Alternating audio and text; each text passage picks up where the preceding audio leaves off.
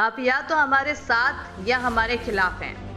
9/11 के भीषण आतंकी हमले के बाद अमेरिकी राष्ट्रपति जॉर्ज बुश ने 21 सितंबर 2001 को ये बयान दिया और इसके ठीक 15 दिन बाद अमेरिकी विमानों ने अफगानिस्तान में बम बरसाने शुरू कर दिए।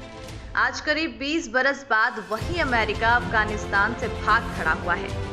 काबुल समेत तकरीबन पूरा अफगानिस्तान फिर से उसी तालिबान के कब्जे में है जिसके खिलाफ इस महाशक्ति ने आतंक के खिलाफ जंग छेड़ी थी। अमेरिका के इस फैसले से आम अफगानी इस कदर बेचैन हैं, वो अमेरिकी विमान ग्लोब मास्टर की एक तस्वीर बताती है जिसमें 800 से ज्यादा अफगानी बैठे दिखाई दे रहे हैं। ये विमान सभी को लेकर उड़ा भी, जबकि विमान की क्षमता सिर्फ 134 लोगों को ले जाने की थी।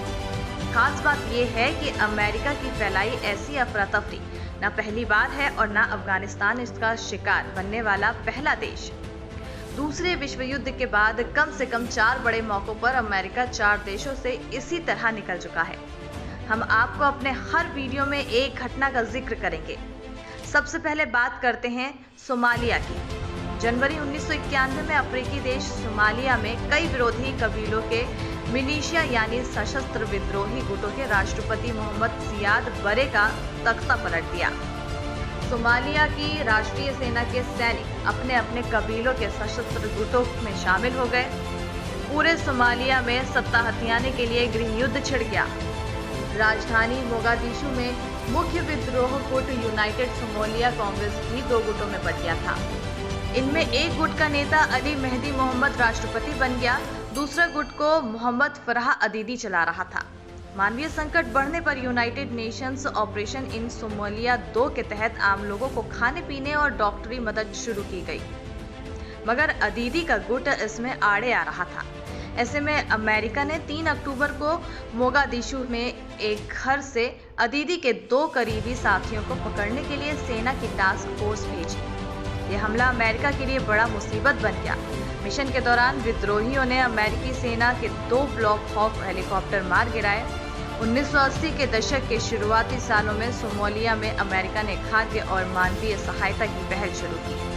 अमेरिका आया तो मानवीय सहायता के नाम पर था, लेकिन जल्द ही उसकी रुचि सत्ता में दिखने लगी। अभियान के दौरान 19 अमेरिकी सैनिक भी मारे गए, करीब 73 घायल हो गए। एक को विद्रोहियों ने पकड़ लिया, उसे 11 दिनों बाद बहुत मुश्किल से छुड़ाया गया। मारे गए अमेरिकी सैनिकों और पायलटों के शव को विद्रोहियों की भीड़ ने सड़कों पर घसीटा। इन सभी क्रूर नज़ारों की रिकॉर्डिंग अमेरिकी टीवी पर प्रसारित हुए। पूरी रात चली लड़ाई के बाद सुबह संयुक्त राष्ट्र मिशन के तहत ही वहां तैनात पाकिस्तानी सेना ने अमेरिकी सैनिकों को वहां से निकाला। अमेरिका सोमालिया में मानवीय मदद के पूरे मिशन से पीछे हट गया। उसने अपने सभी सैनिक वापस बुला लिए। इसके चलते संयुक्त राष्ट्र का मानवीय सहायता का मिशन काफी हद तक आम लोगों को राहत नहीं पहुंचा सका। अल-कायदा के प्रमुख ओसामा बिन लादेन भी अमेरिका के भागने पर जमकर तंज किया और अमेरिकी फौजियों को डरपोक बताया।